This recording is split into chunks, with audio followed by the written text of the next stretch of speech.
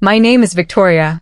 I'm 29 years old, and if there's one thing I've learned, it's that betrayal doesn't always come from strangers. Sometimes it comes from the people who smile at you across the dinner table and call you family. A year ago, I thought I had everything figured out. I had a stable career, a husband I trusted with my life, and after 6 years of working overtime and sacrificing almost everything, I was finally about to buy my very first home. I never imagined that my own in-laws would steal the money I'd saved for that dream, spend it on a wedding they couldn't afford, and lose every single dollar. What happened afterward changed my life forever. I work as a financial analyst for a logistics company in Denver, Colorado.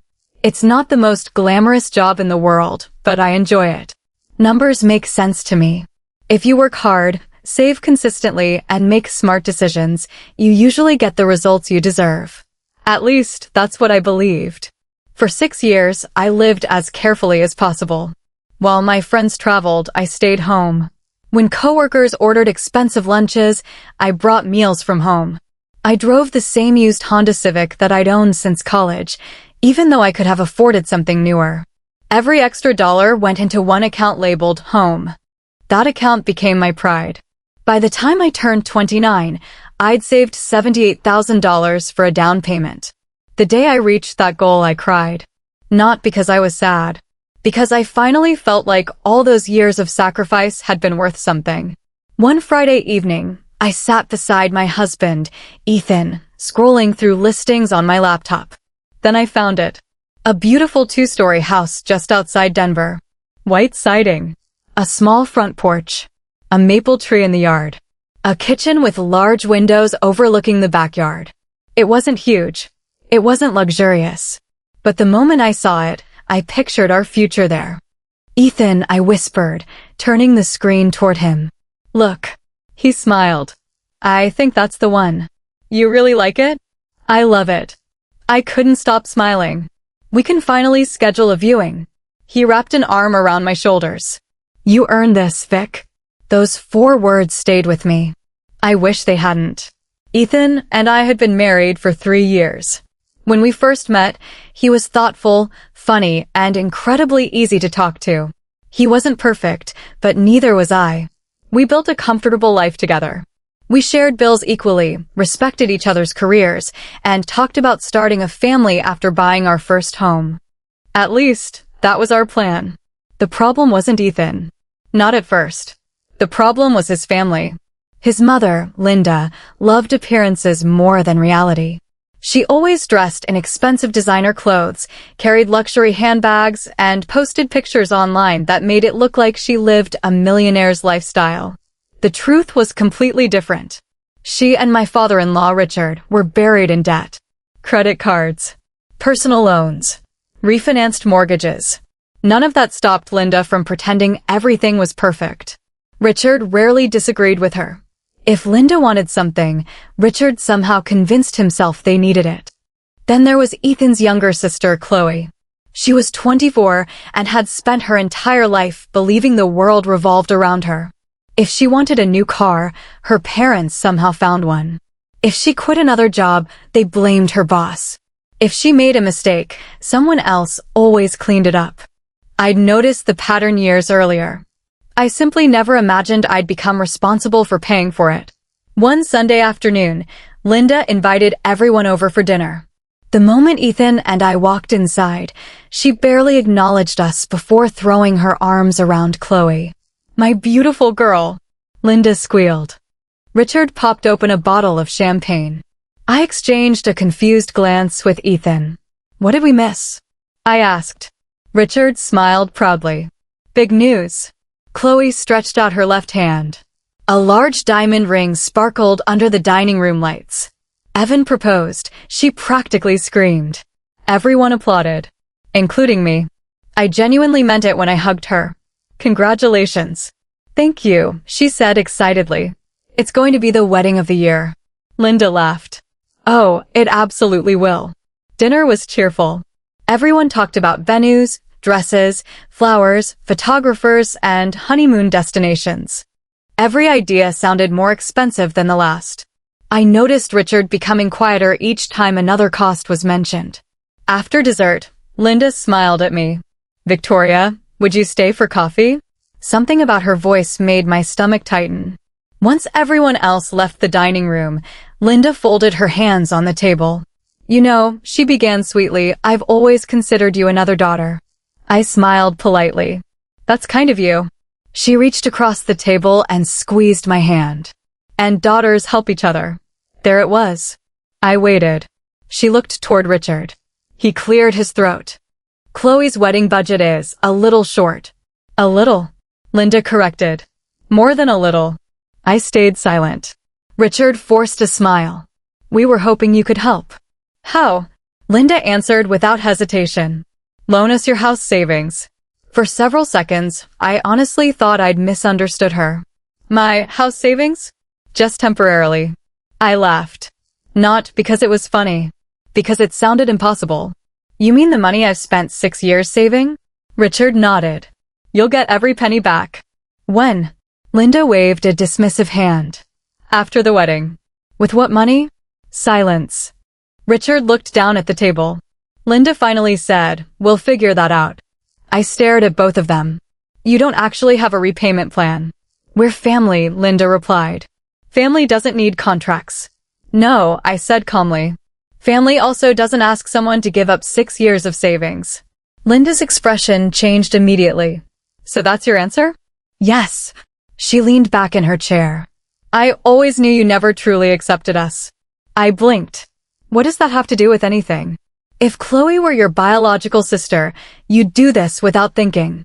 My savings are for my future. And Chloe's wedding is her future. They're not the same thing. Richard tried to soften the conversation. It's only a loan. You've already admitted you don't know how you'll repay it. Linda folded her arms. Money changes people. No, I replied quietly. It reveals them. The room fell silent. Ethan finally walked back inside. Everything okay? Linda stood dramatically. Apparently your wife doesn't believe in helping family.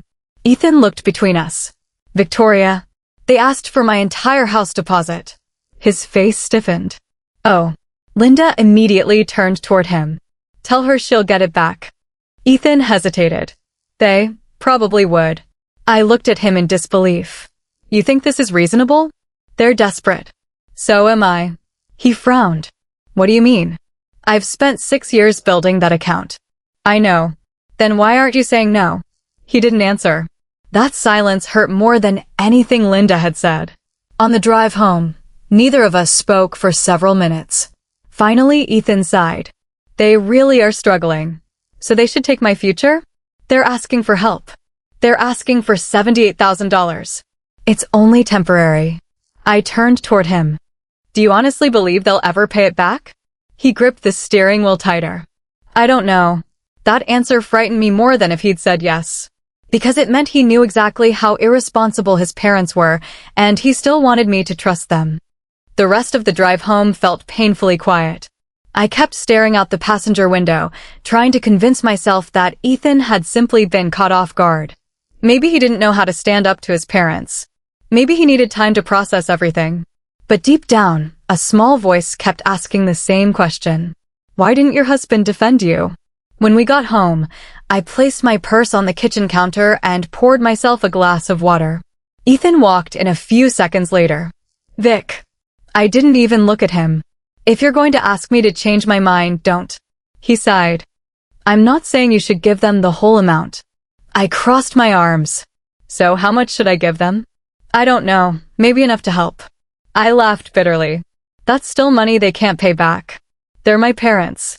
And I'm your wife. He rubbed his forehead. I just hate seeing them struggle. So do I. I finally looked him in the eyes. But their poor financial decisions are not my responsibility. He didn't argue. Instead, he quietly walked upstairs. That should have been the end of it. It wasn't. Over the next 2 weeks, Linda called me almost every day. Sometimes she cried. Sometimes she tried guilt. Sometimes she acted as though nothing had happened before casually bringing up Chloe's wedding again. Victoria, sweetheart, we're only family once. Think about Chloe walking down the aisle. Do you really want people to remember her wedding as a disaster? I ignored every attempt. Then Chloe started texting. I've already ordered my designer dress. The venue needs another payment. You're literally the only person who can save this wedding. I muted her messages. One Saturday afternoon, Ethan came into the living room holding 2 cups of coffee. He handed me one before sitting beside me. I've been thinking. I raised an eyebrow. About what? My parents. I stayed silent. What if we helped them with maybe 10,000? I nearly dropped my mug. Ethan, hear me out. No, they'd pay us back. They've never paid anyone back. They're embarrassed. They should be. He looked frustrated. You always assume the worst. No, I pay attention. The conversation ended there. At least I thought it had. A few days later, I left work early because one of our meetings had been canceled. When I got home, Ethan wasn't there. His laptop sat open on the dining table. I wasn't trying to snoop. I only wanted to close it before the battery died. But as I reached for it, an email notification appeared on the screen. Grand Willow Estate Wedding Services. My stomach tightened. Without thinking, I looked. The email read, "Payment received, $25,000. Thank you for choosing Grand Willow Estate." $25,000? How? I stared at the screen. The payment confirmation was addressed to Linda. Below it was another message. Remaining balance due within 10 days. My heart started racing. Had they borrowed money? Or, no, surely not. When Ethan came home that evening, I asked him directly, "Did you help your parents pay for Chloe's wedding?" He hesitated. Just a little. How much? A few thousand. How many? He looked away. 5,000. He nodded. I closed my eyes. From where? My savings. I wanted to believe him. I truly did. But something about his answer felt rehearsed. That night, after he fell asleep, I quietly opened our banking app. We had a joint checking account for household bills. My personal savings account was linked to it for transfers. I rarely checked it because I trusted him completely.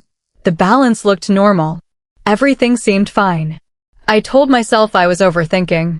3 days later, my phone buzzed during a meeting. Fraud alert. Large transfer approved. Amount, $78,000. For a second, I couldn't breathe. I stared at the screen. No. This had to be a mistake. I excused myself from the conference room and immediately called the bank. After verifying my identity, the representative pulled up the transaction. "I'm sorry, Ms. Carter," she said gently. "The transfer was successfully authorized this morning." I didn't authorize anything. There was authorization through your linked joint account. My heart stopped. What does that mean? It means another authorized account holder approved the transfer. I already knew. I just needed to hear it. Who? There was a brief pause. Your husband. Everything around me went silent. I couldn't hear the traffic outside. I couldn't hear the people walking through the hallway. All I could hear was my own heartbeat. I drove home in complete disbelief. When I walked through the front door, Ethan was sitting on the couch watching television. Like it was any other afternoon. I held up my phone. "Tell me this isn't real." His face immediately lost its color. "Victoria, tell me." He slowly stood.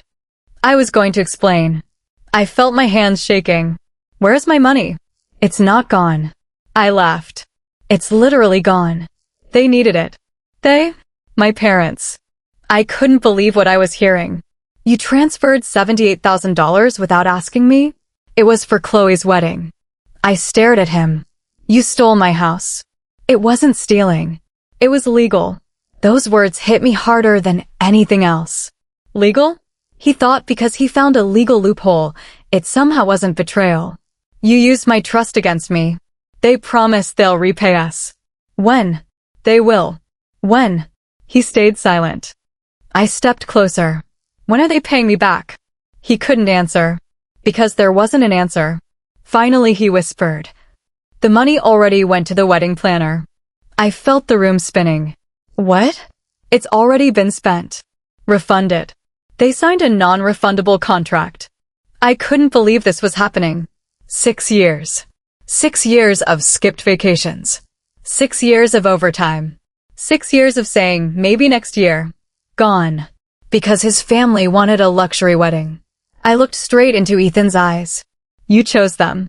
I chose family. I nodded slowly. No, you chose your family. And you forgot I was supposed to be your family too. He reached for my hand. I stepped back. For the first time since we'd been married, I didn't recognize the man standing in front of me. That night, while Ethan slept in the guest room, I sat alone in the kitchen with my laptop open. I wasn't crying anymore. I was thinking. If there was one thing my career had taught me, it was this. Every transaction leaves a trail. Every payment has paperwork. Every signature creates evidence. And if Ethan believed this nightmare was over simply because the money had been transferred, he had just made the biggest mistake of his life. Because I wasn't about to beg for what was mine. I was going to make every single person involved regret the day they decided to steal my future.